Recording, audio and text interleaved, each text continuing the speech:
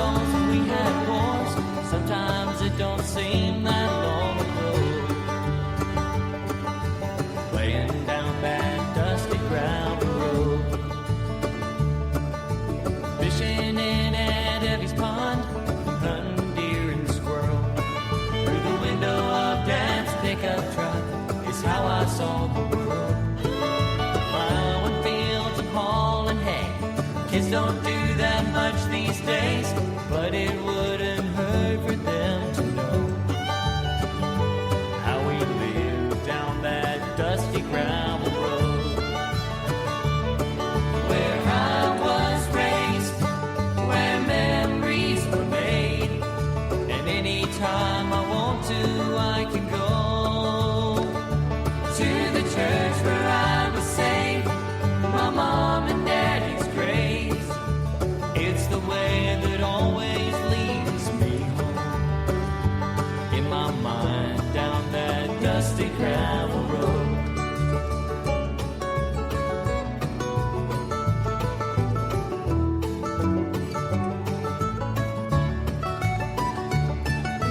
Saturday summer afternoons, you would find us kids jumping off that old rope swing down at Cooley's Bridge. Sundays after church flat out, we go down to Grandma's house.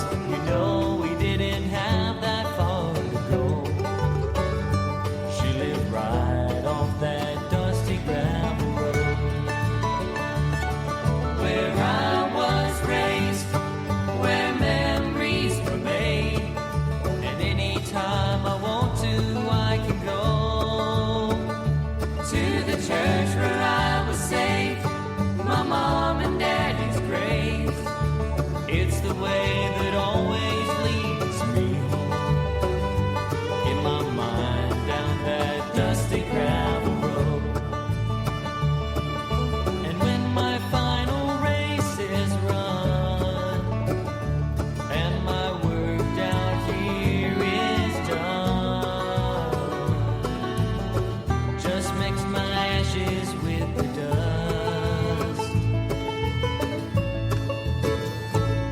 Where I was raised, where memories were made, and any time I want to, I can go to the church where I was saved, my mom and daddy's grave. It's the way that always leads me home,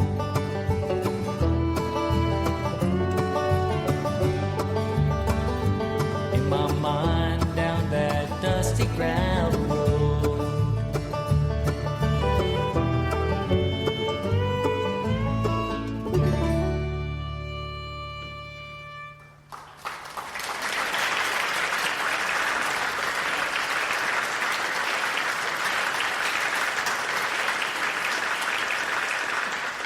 I'm going to read you a little bit of our mail this evening, a little bit of our mail sent in to us from listeners just like yourself all over the nation who had nothing better to do than to string a few sentences together and tell us something nice or a kind memory or something funny or celebrate a birthday, or letters asking us to cease and desist under further threat of legal pursuance. Our first letter comes from Andy Russell in Denison, Texas. Dear Sean, I wanted to thank you for making me laugh and smile again. Recently, life events happened that really had me down in the dumps. I stumbled on your podcast one day, and I had to listen. It brought back childhood memories of riding with my granddaddy and listening to his favorite Southern speaker, the late, great Jerry Clower. Your style and delivery and feel good and funny mixed in helped me realize that whatever happens is just a bump in the road and things will get better. Keep up the good work, and thanks again. P.S. My grandmother was the pound cake lady for our church. Leela, Athens, Alabama. Dear Sean, if you're ever in Athens, Alabama sometime in this neck of the woods and you have some spare time to kill, I thought you might enjoy a short drive 20 miles west of Athens in Rogersville, Alabama. That is also the home of the Joe Wheeler State Park. The whole park is beautiful, but I recommend the day use area in the back corner. You will find Pavilion 3, and if you go straight down the hill, behind it you will see large rocks on the other side of a few cedar trees that sit just over the Tennessee River. Everyone in the area claims this spot as their home, but they are silly. It is my spot. Well, actually, it was my son's spot. It was my oldest son's favorite fishing hole. He caught many catfish, bass, tree limbs, and his little brother there even too, once. When he died in a car wreck at 17, his favorite fishing spot became my screaming rock. I've spent more hours on those rocks in the past 12 years than I could count. At times I've washed them off more than the Tennessee River has, but they also bring me peace. It's where I go when I need to feel closer to Him. If you hear anything, look up. It could be one of the bald eagles or a white pelican swimming by. Don't offer those guys in the air imitation crab meat. It seems to offend them. Thank you, sir. Safe travels, and welcome to North Alabama. Your friend, Leila. Jenny Wallers, Detroit, Michigan. Hi, Sean. I'm not Southern, but here in Michigan, we have the same kind of people you often talk about. The church ladies, the church men, and all the town folks who make life worth living. Of course, they're not in Detroit. They're in the small towns around Detroit, and I have been away from my hometown for a few years, living in the heart of Detroit, and I hate it here. I miss home, and I miss the quilt work of small-town living like you talk about. I just wanted to say that your show makes me feel like home. Keep up the good work. Your friend, Jenny. Alec G., Bowling Green, Kentucky. Reaching out to say hello to my daughter while she's away on a youth group trip for the weekend. I don't know if she'll hear this while listening to your podcast in the church van with her friends, but I'm hoping she will. Mary, this is Dad. I love you. Be safe, and don't give the new youth group leader too much trouble. We don't want to scare this one away like we did the last one. Thanks for reading my letter, Sean. Your buddy, Alec. Dear Alec, no problem. Sally Anderson, Elko, Nevada. Elko, Nevada. Went to a birthday party this week and thought you'd like to hear about it. The woman there was turning 90 years old, and she was as fit as could be. She blew out all her own candles and somehow, through a miracle, still managed to keep her dentures in. Afterward, I sat beside her and I just basked in her wisdom. When you get to be a certain age, I guess you just quit caring about the fluff of life. And Sean, I think that's a gift. This woman was wonderful. I'm 54 and I have a lot to learn about life. I hope I'm half as smart as Miss Eloise when I get older. Anyway, just wanted to send you a note since you're always asking people at the end of your shows to do such. Dear Sally, thank you for the note. Philip Sondheimer, Huntsville, Alabama. My son is turning 16, and we're going to spend a whole week fishing in the north on the rivers of Oregon and Washington and Montana. It's an expensive trip. We've rented a guide so that we know what we're doing. And we're so excited to be roughing it and learning how to cast fly rods. I've never done that kind of fishing before. I've always wanted to, but never had the place to do it. I guess I've always just fished for bass and stuff in the lakes around my home. Wish my son a happy birthday if you would. His name is Donovan Sondheimer. Well, dear Donovan, your father must love you a whole lot to drop that kind of money on you. I can't even imagine what that costs. So happy birthday from everybody here tonight. Happy birthday, Donovan. Laura Stepnowski, Virginia Beach, Virginia. I don't know how to get her letter read over the air, but I figured I'd try. I want to be honest and tell you that I'm not having a very good year. Sometimes I wonder if anybody will ever love me. I'm 49 years old, and I'm still single after one nasty divorce, and I wonder if anybody will ever care for me the way a husband cares for a wife. I listen to your show, and I hear these letters about love and such, and I listen to your stories, but I don't see any of that in real life. I don't want to be alone forever. Do you have any advice for someone like me? Dear Laura, I wish I did have advice, but I'm not as smart as maybe you think I am, and I'm certainly not nearly as smart as I think I am. But I can tell you this, and it might not be enough for you, but here goes. You are not nearly as alone as you think you are. And in the words of my 88-year-old friend, life gets so much easier when you finally give up. Joseph Waderman, Sacramento, California. Sean, your cousin turned me on to your show, and I've enjoyed it a lot since I started listening, and I have a story for you. I was in this old house once doing some renovations. We were painting the walls, and we'd moved all the furniture to the center of the room and covered it with drop cloth. And this baseball fell off the dresser that was underneath the drop cloth while we were painting the walls, and it rolled on the floor out from underneath the drop cloth to me. And I bent down to pick it up, and it was an old baseball autographed in brown ink, and the ink was hardly readable. It was so old. I took the ball to the owner, and I showed it to him. And he told me a story about how his dad had gotten the ball signed by one of his favorite ball players in Ohio when he was a kid. Now, I have family in Ohio. And so I got the baseball player's name and wrote it down. And to make a long story short, do you know that the man who signed the baseball turned out to be the best friend of my great-grandfather in Ohio? How does something like this even happen?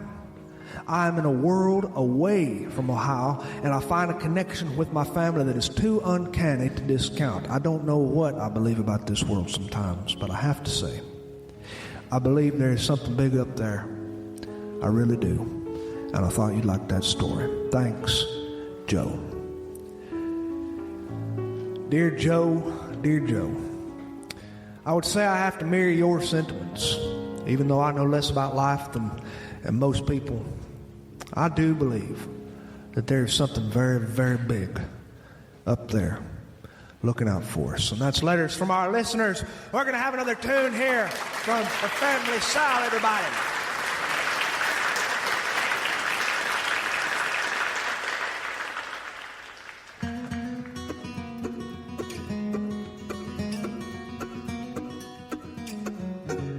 As we roll down Highway 43, leaving Texas now for Tennessee, this van is full of faith and family, and heaven only knows what's around the bend. Lord, give us strength to make this journey that we're on. Please protect us and lead us with your guiding hand. And Lord, we shall follow though our travels will be long.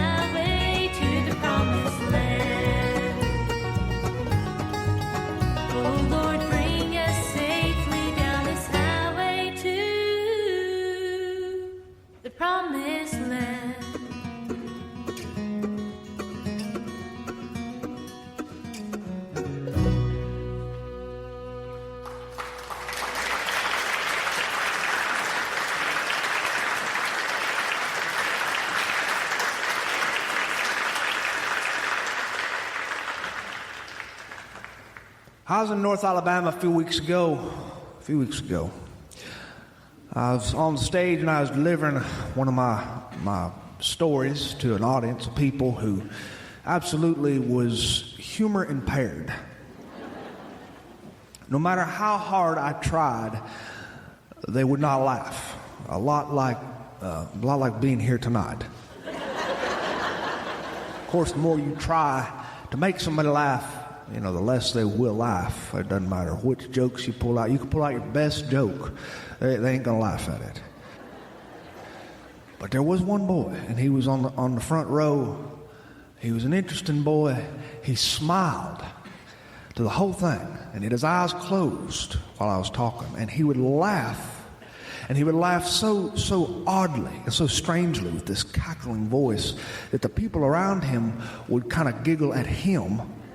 And then the people around them would giggle at the people laughing at the boy until the entire place was laughing. Of course, they weren't laughing at me. I could have been completely off the stage altogether. But this boy, he carried so much enthusiasm in his laughter that it infected everybody else around him. And after the show was over, he came back to meet me backstage. I saw him coming. He had his mother with him, and he shook my hand, held his hand out, and shook my hand like a full-grown man. He said, "I really enjoyed that. I'm learning how to play the guitar too. Do you have any tips?" Because I played a lot of guitar. I said, well, one of my main tips is try not to suck. This bit of advice comes down to me from my Uncle John, who taught me how to play the guitar when I was a boy.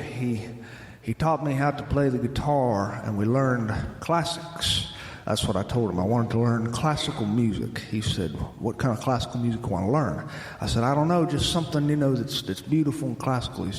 He took the guitar from me, and he started playing, "Your cheating heart will make you weak." I said, "Uncle John, that don't sound nothing like a classic." He said, "If Hank Williams ain't a classic, then Jesus wasn't Jewish." And so I learned how to play Ernest Tubb and Merle Haggard and Hank Williams and all these kind of songs that were of my uncle's and my father's generation. And I learned how to play them with my pick in my right hand and my fingers moving on the neck of my left hand. My first guitar that I learned how to play on was my father's guitar, the one you see right here on me. This guitar is a 1958 glorified piece of junk. It's not a very nice guitar. He bought it when he was a boy because he had always wanted to learn how to play the guitar, but my father had a musical ineptness when it came to this instrument, and so whenever he would try to position his fingers on the neck, he would kind of hold his mouth funny, and the tongue would be sticking out at the left side of his mouth, and he'd try to form this C chord, and he'd say, "Ugh, this hurts my hands." My mother would say, "You better put that tongue back in your mouth. That's a bad habit. You'll bite it off." So my father would try to play this chord, and it would come out sounding like just awful. And finally he gave up, and so I inherited this instrument. It fell to me. It became my guitar. And during the beginning half of my life, I mostly let this guitar sit in a large toy box down in my room. It sat in this toy box, and it was littered with Tonka trucks and little tractor figurines and action figures and G.I. Joe dolls and tambourines and various things that children have, like cap guns and spurs that are made of plastic that would fit on my boots. And I learned how to play it, though, with my Uncle John's guidance. And I found out that I was pretty good. I mean, at least for a boy. And I would play music on this guitar for my father, and he seemed so impressed with me. And this was such an unusual feeling to feel because my father was very rarely impressed with me. I was a chubby child with red hair and skin that was so pale white that it looked like I was sick. I looked like the official spokesperson for Pillsbury. I was not a very good first baseman. I was not a very good football player. I tried out for the Pee Wee football team exactly once, and that joker came across the field with his head low, and he ran into me, and I fell off my feet and hit that ground so hard. I looked up at the sky, and I felt my lungs start to collapse. I said, "I can't breathe." And my father came over, and he did what all coaches have been doing since the beginning of time, a move that has never made any sense to me. He took me by the belt buckle, and he lifted me above the ground, and he just jingled me like a set of jingle bells and said, "Breathe, honey, breathe." And I mouthed to myself, "That's what I'm trying to do." So I was not a good football player. I was not a good athlete. I was not a brilliant mind. I always believed in procrastination. I still do believe that procrastination is a skill that has eluded many of the good people in America. Oh, sure, society will praise the people who wake up early at 3 o'clock in the morning and they get out and clip their own hedges. And they praise the people who go to work early and leave work late. But what about the lazy man? Laziness, to me, is a virtue. Mediocrity follows after laziness, if you ask me. See, mediocrity frees you up a little bit. At least I've always believed that if you're not too good at something, then that leaves room for everybody else to exceed you, and that instills confidence in the human race. And you can identify still with the people who are beneath you, because after all, being mediocre is easy, and so people who are beneath you can relate to this. People who are very, very good have to work very hard to keep being good. And so there's nothing easy about it. And thus they can relate to fewer and fewer people the better and better they get. Well, I could relate to everybody. But when I played the guitar, my father would look at me with eyes that were filled with some kind of wonder. It was almost like I was doing something that I'd been made to do, and I'd open my mouth to sing, and I'd sing songs that were from his generation, like, "I tried so hard, my dear, to show that you're my every dream. Yet you're afraid each thing I do is just some evil scheme. A memory from your broken past keeps us so far apart. Why can't I free your doubtful mind and melt your cold, cold heart?" And my father would grin at me. He would grin at me, and he would say, "Sing another one." And so I'd sing something from the Cokesbury hymnal. Like, what friend we have in Jesus, all our sin and grief he bare. My father would sing along with me. And then he would start calling tunes from the Baptist way of life, tunes that Deepwater Baptists hold dear. And eventually, we would always settle on the song,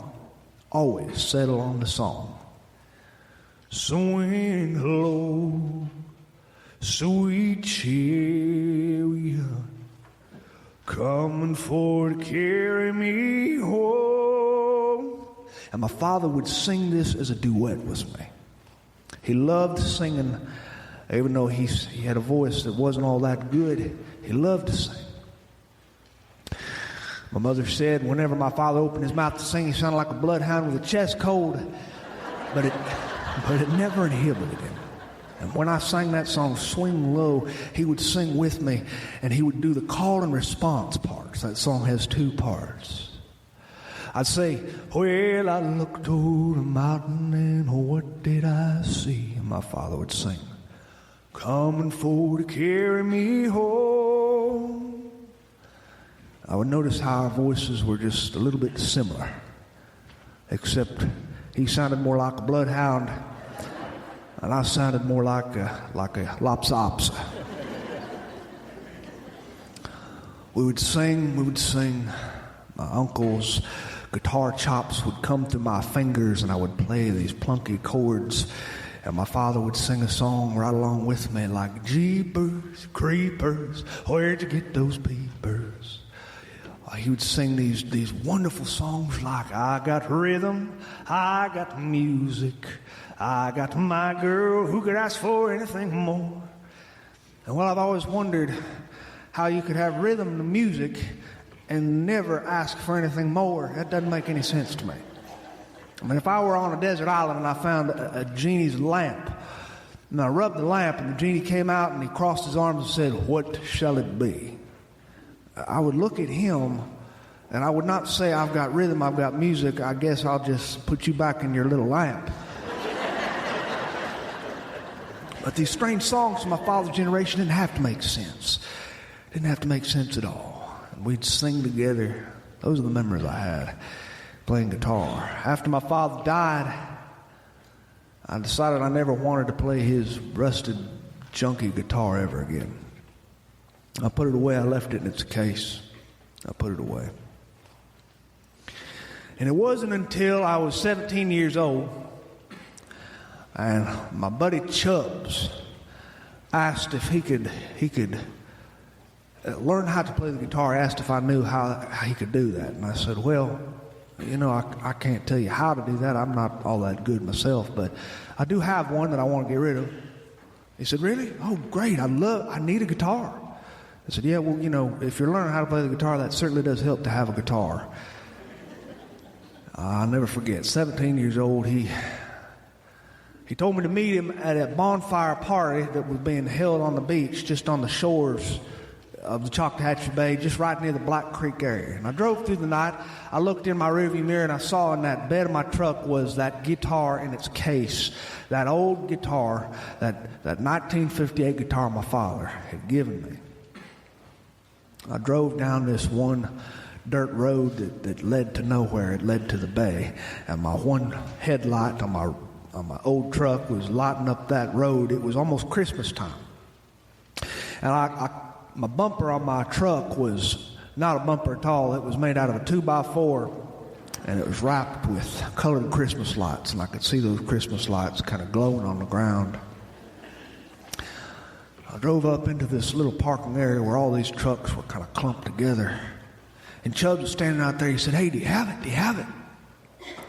I said, yeah, I got it. I said, but do you have the cash? He said, of course I got the cash. I'm good for it. I said, let me see the cash or we don't have a transaction. He said, man, you know, someone ought to tell you that you ought to trust your fellow man a little more than you do. I said, I trust my fellow man, but I do not trust anyone who goes by the name Chubbs. Chubbs reached into his underpants.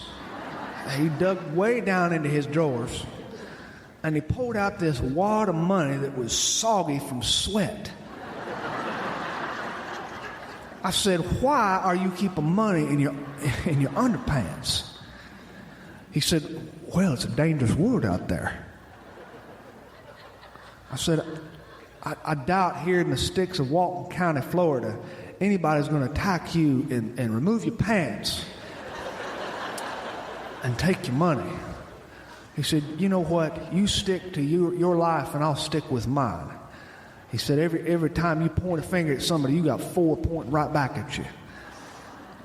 I said, you got that wrong. It's every time you point a finger at somebody, you got 3 pointing right back at you. I mean, gee whiz, hold out your hand and look at your own hand for a second. He handed me that soggy wad of money, and I handed him this guitar case. And he looked at it, and he squealed with joy, and he opened it up, and he lifted it out of that case. He said, oh, man, it's so old. Look at it. It's cool. I said, yeah, it's old, all right. He said, you sure you don't mind parting with your old man's guitar? I said, it's fine. Just take it. I don't really want to see that thing anymore. And so he held it up to his chest, and he held his tongue out to the left side of his mouth, and he concentrated real hard to form a chord, and he strummed a chord or two, he strummed it again, and then he started singing, and his voice carried through the night, reminiscent of the smooth crooning sounds of Elmer Fudd. He was not a talented guitarist nor a talented singer, but he tried. And put the guitar back in its case, and we wandered toward that beach on the bay. And when we got there, teenagers were there by the dozens. They were all surrounding this huge bonfire that was blazing into the night. Sparks were flying upward into the night. And kids were sitting on logs, and they were acting out in ways that you could not act when your parents were near. They were being a little bit rebellious. They were using words that you wouldn't use when your parents are near, and they were sitting dangerously close to members of the opposite sex. Some of the people had slinked away from the glow of the fire into the darkness where they could neck. That's what we used to call it. I don't know what the kids call it today, but we called it necking. And that is just another name for getting so close to a member of the opposite sex that the Southern Baptist Convention would excommunicate you. And these kids were sitting around, and Chubbs took a seat next to another boy who was playing the guitar. And they started singing together.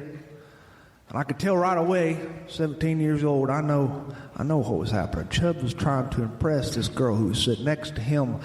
She was on scholarship at UWF, a softball scholarship. She was tall and lean with black curly hair and a face with a little bit of freckles and blue eyes. She was way out of Chubbs' league. But he was singing to her. He was singing the song, Love on the Rocks. Ain't no big surprise. Pour me a few drinks and I'll tell you a few lies. But he was singing to her, and while he played, I couldn't help but think that Chubbs played the guitar an awful like the sound of a chainsaw buzzing through a ukulele factory. Cringing music. It made you want to plug your ears with whatever you could find. Napkins and old receipts that you had in your pockets, you'd wad them up into small balls and just tuck them into your ears. He played one song after another, and I was sitting next to this girl. She was a blonde, and she was quiet, and she was watching him sing. And she said, "My God, he's bad." I said, he'll learn, it just takes time. I don't think he's all that bad. She said, "He sounds like a diesel engine warming up on a January morning." She laughed. And Chubbs was singing a song about the Edmund Fitzgerald, and he was trying his best to move his fingers in time, and he was singing like a mixture between Bob Dylan and the sound of a barge coming into shore. When he finally petered out, he stood up and he came toward me. He said, "You play something, Sean." He said, "I need to rest my voice. Professionals like me got to rest their voice." I looked at him. I said, "Nah, I don't, I'm fine." He said, "Oh, come on. I know you play. I've heard you play." He said, "You might not be as good as me, but show some confidence." I said, "You know what? I'd really rather not." And while he held that guitar up, I was looking at it. I was looking at the neck of that guitar. And I realized something, that this neck had little thumbprints on it. And in those thumbprints, where the finish had worn off, was microscopic traces of the oil that used to be in my father's fingertips at one time. The oil from my father's hands was all over that neck. And the oil from my hands was on that neck and had worn off the finish.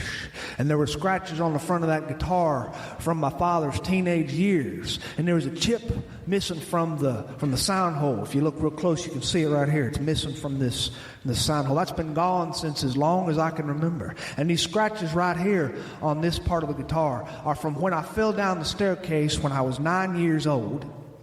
And I fell down with the guitar still being strapped to my chest. I used to sit on the staircase in the stairwell and sing songs because I liked the way the acoustics sounded in the stairwell. And when I fell down that whole flight of stairs, I came to and I realized the guitar was completely unharmed. It was a miracle. And so was I. And I saw these things like scars, battle scars on the wood of that instrument while my friend Chubbs held it up. And I realized that I had sold it. I had let it go. And the girl looked at me, she said, "Oh, come on, play something." And when I looked at her, I realized that a man will do strange things when a woman who is beautiful looks at him just the right way. And I reached forward and I got that guitar and I held it on my lap and I tuned it a little bit. And the sound of the kids who were sitting around the bonfire just kind of faded into nothingness. And they looked at me. And I picked it up and I started playing. Well, I looked over the mountain, and what did I see? Coming forward to carry me home. A band of angels coming after me, coming forward to carry me home. Swing low, sweet chariot, coming forward to carry me home. Swing low, sweet chariot, coming forward to carry me home. Well, sometimes I'm up, sometimes I'm down, coming for to carry me home. But still my soul is heavenly bound, coming for to carry me home.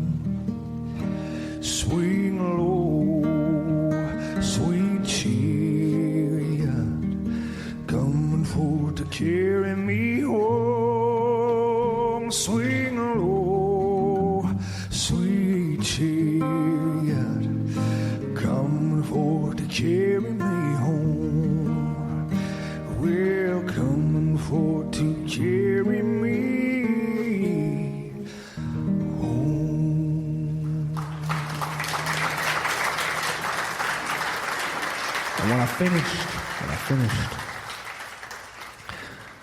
everybody was looking at me, and I realized something. I realized that there were thin, hot streaks of water rolling down my cheeks. I felt so embarrassed. Judge put his hand on my shoulder and said, "Oh, don't cry. Don't cry. If you keep practicing, one day you'll probably be as good as me." And I realized I couldn't sell this guitar. I could not get rid of it.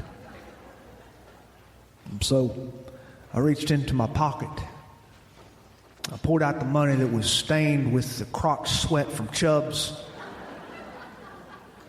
and I put it in his hand, and I said, "I've changed my mind." Sometimes I think about how close I came to selling this thing. And sometimes I wonder what was going through my head. Sometimes memories, I guess, are too sharp. But every time I play it, I can still hear that voice of his ringing through the night.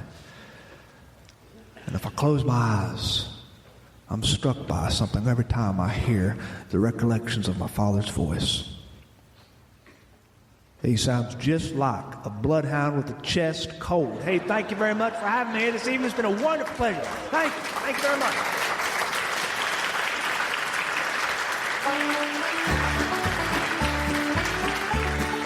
Hey, thanks for listening to Sean of the South. I've been your host today, Sean Dietrich, and man, it's been a bona fide pleasure if I do say so myself. This episode was brought to you by Case Knives, a tradition of my family dating back to my granddaddy, who once said the best way to cure idle hands is to build something, so keep your hands sharp with a case knife. And by Folklore Brewing Company, quite literally the best brew in Alabama. This year, Folklore won 3 gold medals and a silver at the Alabama State Craft Beer Championship. Do yourself a favor and visit Folklore Brewing in Meadry today. That music you heard behind me today was the Family Sow, a first-generation bluegrass family band based in Knoxville, Tennessee. They perform a variety of hardcore bluegrass and mainstream gospel music that'll make you stand up, stomp your feet, and ask for more.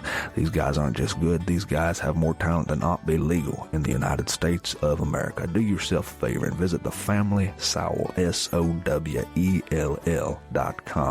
and download a few of their albums today. You will not regret it. To find anything more about what I do, you can visit SeanoftheSouthShow.com, and there you can find archive episodes of our earliest episodes dating all the way to this episode, which you just heard. And while there, I hope you take the time to drop me a line, tell me about your birthday announcements, wedding invitations, bar mitzvah invitations, church potluck socials, and ice cream parties, and I'll do my best to mention them over the air because I love to do that sort of stuff for my friends. And speaking of friends, artificial intelligence is no match for just plain old common sense.